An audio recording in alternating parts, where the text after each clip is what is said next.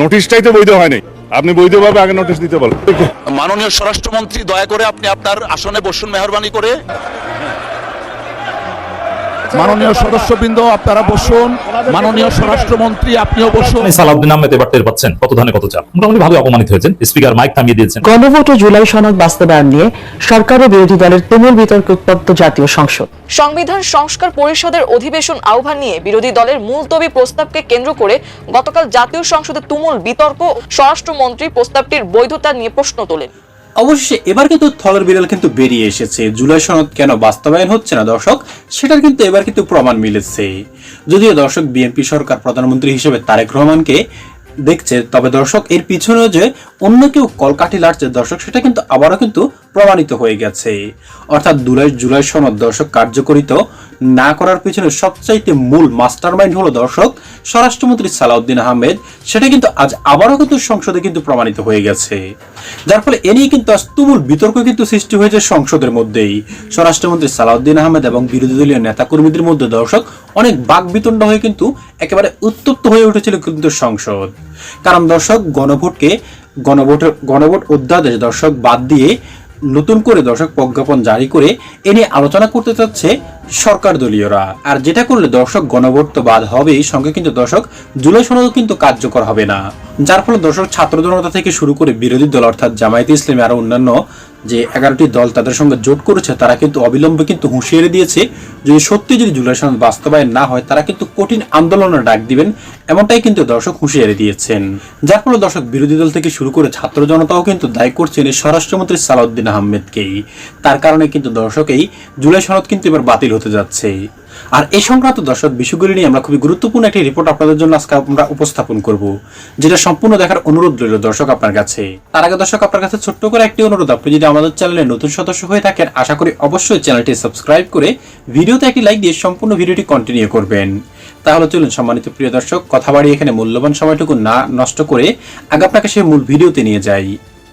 সংবিধান সংস্কার পরিষদের অধিবেশন আহ্বান নিয়ে বিরোধী দলের মুলতবি প্রস্তাবকে কেন্দ্র করে গতকাল জাতীয় সংসদে তুমুল বিতর্ক ও উত্তেজনা সৃষ্টি হয়। বিষয়টি নিয়ে রোববারের অধিবেশনে 2 দফায় ব্যাপক হট্টগোল হয়। বিরোধী দলীয় নেতা ডক্টর শফিকুর রহমান প্রস্তাবটি তোলার পর সরকারি দলের প্রভাবশালী সংসদ সদস্য স্বরাষ্ট্রমন্ত্রী প্রস্তাবটির বৈধতা নিয়ে প্রশ্ন তোলেন।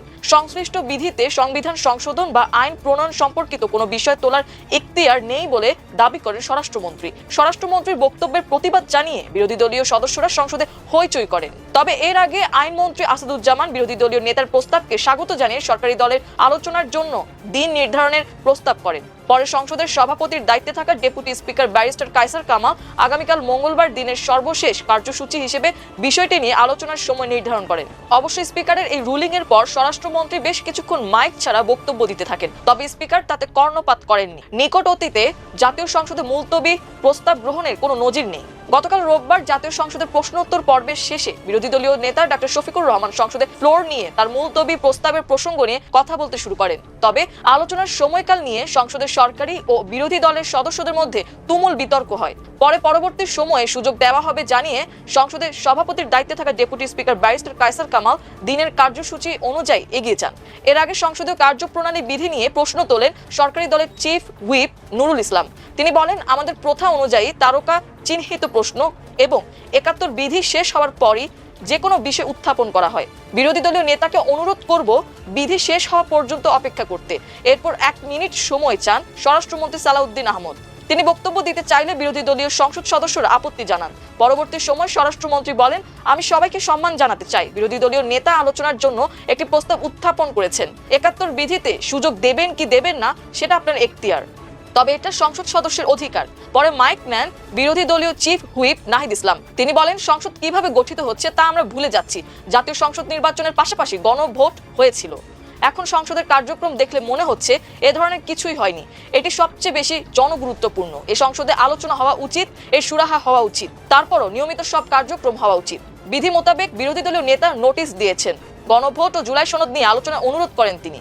পরে 71 বিধি নিষ্পত্তির শেষে মাগরিবের নামাজের আগে বিরোধী দলীয় নেতাকে মুলতবি প্রস্তাব তোলার জন্য ফ্লোর দেন স্পিকার। প্রস্তাবে জুলাই জাতীয় সনদ আদেশ জারির প্রেক্ষাপট, গণভোট ও তার পরিপ্রেক্ষিতে সংবিধান সংস্কার পরিষদের অধিবেশন আহ্বান করার বিষয় তুলে ধরে বিরোধী দলীয় নেতা বলেন, জুলাই জাতীয় সনদ বাস্তবায়ন আদেশের 10 অনুচ্ছেদ অনুযায়ী সংসদ নির্বাচনের ফল ঘোষিত হওয়ার 30 পঞ্জিকা দিবসের মধ্যে যে পদ্ধতিতে সংসদের প্রথম অধিবেশন আহ্বান করা হবে, অনুরূপ পদ্ধতিতে পরিষদের প্রথম অধিবেশন আহ্বানের বিধান থাকলেও এখনো পর্যন্ত তা করা হয়নি। জাতির প্রত্যাশাকে পাশ কাটিয়ে এ ধরনের অচলাবস্থা সৃষ্টি করা কখনোই কাম্য নয়। এমন অবস্থায় জনগুরুত্বপূর্ণ বিষয় হিসেবে জুলাই জাতীয় সনদ বাস্তবায়ন আদেশ এবং সংবিধান সংস্কার পরিষদ অধিবেশন সংক্রান্ত আলোচনার জন্য স্পিকারের প্রতি সংসদে মুলতবি প্রস্তাব উত্থাপনের আহ্বান জানান তিনি। বিরোধী দলীয় নেতা প্রস্তাবটি উত্থাপন করার পর ফ্লোর নিয়ে আইনমন্ত্রী আসাদুজ্জামান বলেন, প্রস্তাবটি যৌক্তিক এবং সময়োপযোগী, বিষয়টি আলোচনার দাবি রাখে, তবে আলোচনার আগে একটু সময় প্রয়োজন। বিরোধী দলীয় নেতার দৃষ্টি আকর্ষণ করে আইনমন্ত্রী বলেন, এ বিষয়ের ওপর আলোচনা করতে গেলে প্রত্যেক সংসদ সদস্যের টেবিলের সামনে বাংলাদেশের সংবিধান, জুলাই জাতীয় সনদ বাস্তবায়ন আদেশ এবং গণভোট অধ্যাদেশ এই কয়েকটি কপি অবশ্যই থাকতে হবে। যদি সম্ভব হয় মদিনা সনদ, হবস লক্স এবং রুশোর সোশ্যাল কন্ট্রাক্ট থিওরির বই এবং 1972 সালের গণপরিষদ আদেশ ও তার প্রেক্ষাপট এগুলো সংসদ সদস্যদের সামনে উপস্থাপন করার অনুরোধ জানান তিনি। আইনমন্ত্রীর বক্তব্যের পর আবারও ফ্লোর দেন স্বরাষ্ট্রমন্ত্রী সালাউদ্দিন আহমদ। এ সময় বিরোধী দলীয় সদস্যরা আপত্তি তুললে তিনি বলেন, আমি মঙ্গলবারের আলোচনার সঙ্গে সমর্থন করছি। তারা মনে করেছেন আমরা বিরোধিতা করব। সালাউদ্দিন আহমদ বলেন, আমাদের আইনমন্ত্রী অত্যন্ত সহৃদয় ব্যক্তি, তিনি এক কথায় আলোচনার জন্য রাজি হয়ে গেছেন। কিন্তু মাননীয় স্পিকার, আমি একটু বিধি অনুসারে কথা বলি। বিরোধী দলীয় নেতা কার্যপ্রণালী বিধির 62 অনুযায়ী নোটিশ দিয়েছেন। নোটিশে মুলতবি প্রস্তাবের বিষয় সাম্প্রতিক ও জরুরি জনগুরুত্বপূর্ণ একটি সুনির্দিষ্ট বিষয় সম্পর্কে আলোচনার জন্য সংসদের কাজ এখন মুলতবি রাখার কথা বলা হয়েছে। এখানে জরুরি জনগুরুত্বপূর্ণ বিষয় নোটিশ দেওয়া হয়েছে, কিন্তু তিনি নোটিশ দিতে পারবেন জরুরি গণগুরুত্বপূর্ণ বিষয়ে। এই নোটিশ দিতে হলে তাকে বিধি 68-তে যেতে হবে, আর এখনো আধা ঘন্টা আলোচনার সময় পাবেন। এক্ষেত্রে বিরোধী দলীয় নেতা চাইলে নোটিশ সংশোধন করতে পারেন। স্পিকার চাইলে বিরোধী দলীয় নেতাকে নোটিশ সংশোধনের প্রস্তাব দিতে পারেন। সংসদের অভিভাবক হিসেবে স্পিকারের এই এখতিয়ার রয়েছে। স্পিকার যদি এই এখতিয়ার প্রয়োগ করেন তাহলে উনি আবার নোটিশ দিতে পারেন অথবা আপনি সংশোধিত আকারে নিতে পারেন। 62-তে নোটিশ গ্রহণ হলে আপনি 3 দিনের মধ্যে আলোচনার জন্য 2 ঘন্টা সময় দিতে পারবেন। প্রস্তাবটি নিয়ে আমি আপত্তিও তুলছি না, অনাপত্তিও তুলছি না, কিন্তু আলোচনা হবে। নোটিশটি তো বৈধ হয়নি, বৈধভাবে আগে নোটিশ হলে তারপরে আলোচনা হবে। প্রস্তাবের বিষয়ে আমি বিরোধিতা করছি না। স্পিকার হিসেবে আপনার রাইট আছে নোটিশ দিয়ে সংশোধন করার, এবং আপনি অ্যালাউ করেন। কোনটা আপনি ডিসাইড করবেন সেটা আপনার এখতিয়ার। স্বরাষ্ট্রমন্ত্রীর এই বক্তব্য চলাকালে প্রতিবাদ জানিয়ে বিরোধী দলীয় সদস্যরা দাঁড়িয়ে যান। এ সময় সংসদে হট্টগোল হয়। তারপরও স্বরাষ্ট্রমন্ত্রীকে মাইক ছাড়া কথা বলতে দেখা যায়। সালাউদ্দিন আহমদের বক্তব্য চলাকালীন বিরোধী দলের অনেক সদস্যকে আপত্তি জানাতে দেখা যায়। পরে বিরোধী দলীয় নেতাকে মাইক দেন ডেপুটি স্পিকার। বিরোধী দলীয় নেতা বলেন, আপনি রুলিং দেওয়ার পর এ বিষয়ে কোনো কথা চলে না, আপনি আপনার জায়গায় থাকেন, আমরা সঙ্গে আছি। এরপর বিএনপি দলীয় সংসদ সদস্য জয়নুল আবেদিন ফারুক কথা বলতে ডেপুটি স্পিকারের দৃষ্টি আকর্ষণ করলেও তিনি ফ্লোর দেননি। একই সঙ্গে বিরোধী দলীয় চিফ হুইপ নাহিদ ইসলাম ও হাসনাত আব্দুল্লাহকে ফ্লোর চাইতে দেখা যায়। তখন ডেপুটি স্পিকার সংসদ সদস্যদের উদ্দেশ্যে বলেন, আপনারা বসুন, আমি পরবর্তী কার্যক্রমে যাচ্ছি। এবং আমাদের সংবিধান মারানি, বিধি মারানি সালাউদ্দিন আহমেদ এবার টের পাচ্ছেন কত ধানে কত চাপ। মোটামুটি ভালোই অপমানিত হয়েছেন। স্পিকার মাইক থামিয়ে দিয়েছেন, বসিয়ে দিয়েছেন, এবং যে বিধি মারাইতে চেয়েছিলেন সেই বিধি কাজে লাগেনি। বিরোধী দলীয় নেতা যে প্রস্তাব করেছেন সেই প্রস্তাব গৃহীত হয়েছে। এর মানে জুলাই সনদের সংবিধান সংস্কার বিষয়ে 31 মার্চ 2 ঘন্টা ব্যাপী আলোচনা হবে।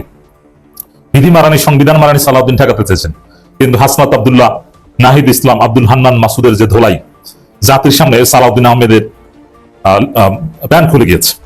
ভালো অপমানিত হয়েছেন। সালাউদ্দিন আহমেদের যে পংটামি, এটা কিন্তু ছুটে গেছে, কারণ জনগণ দেখেছে যে সালাউদ্দিনকে কোনো টাইম নেই। সালাউদ্দিনের যে বিধি এটা চলে না, এমনকি অনেক ক্ষেত্রে স্পিকারও গ্রহণ করে না। এখন deputy speaker barrister Kaiser Kamal যথেষ্ট নিরপেক্ষতার পরিচয় দিয়েছেন।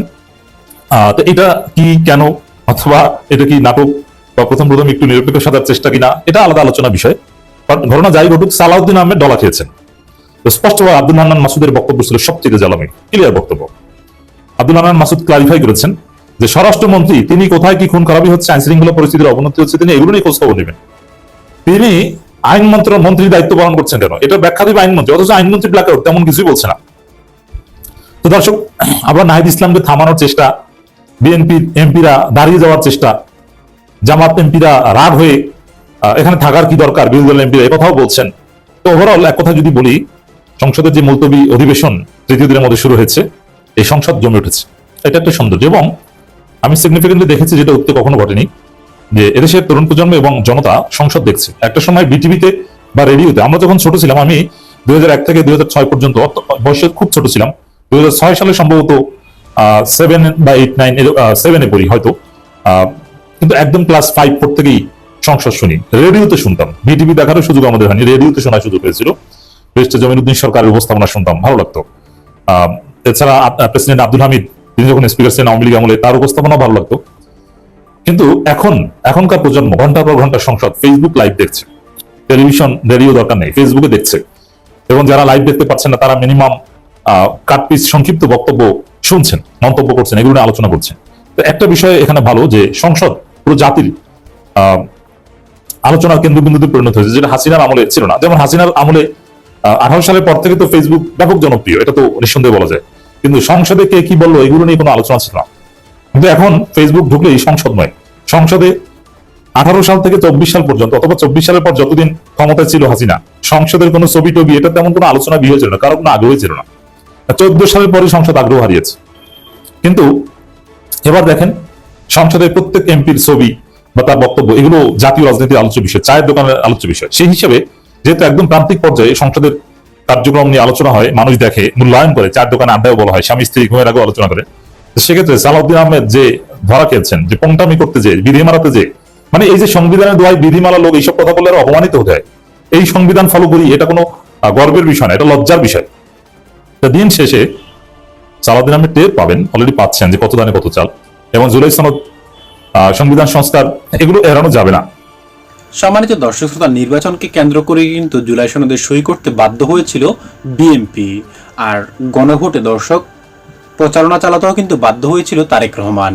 আর এখন যখন দর্শক বিএনপি পাশ করে ক্ষমতা চলে এসেছে, এখন আর কিন্তু দর্শক এই গণভোটও কিন্তু চাইছে না, এমনকি জুলাই সনদও কিন্তু বাতিল করার জন্য দর্শক অনেক কিন্তু কারিকুলাম করছে সংসদের মধ্যে সরকার দলীয়, অর্থাৎ বিএনপি এবং তারেক রহমানের দল, যেটা কিন্তু বিরোধী দল অর্থাৎ এনসিপি থেকে শুরু করে ছাত্র জনতা এবং কি জুলাই যারা আহত নিহত হয়েছে দর্শক, তারা কিন্তু কোনো মতেই কিন্তু মানতে রাজি হচ্ছে না। তারা তাদের ভাষ্যমতে দর্শক, যদি জুলাই সনদ যদি সত্যি কার্যকরিত না হয় সংসদে, তবে কিন্তু আবারও কঠিন আন্দোলনের কিন্তু ডাক দিতে পারে এই ছাত্র জনতা। আর দিবেন নাই বা কেন দর্শক, তাদের জীবনের কি নিশ্চয়তা থাকবে?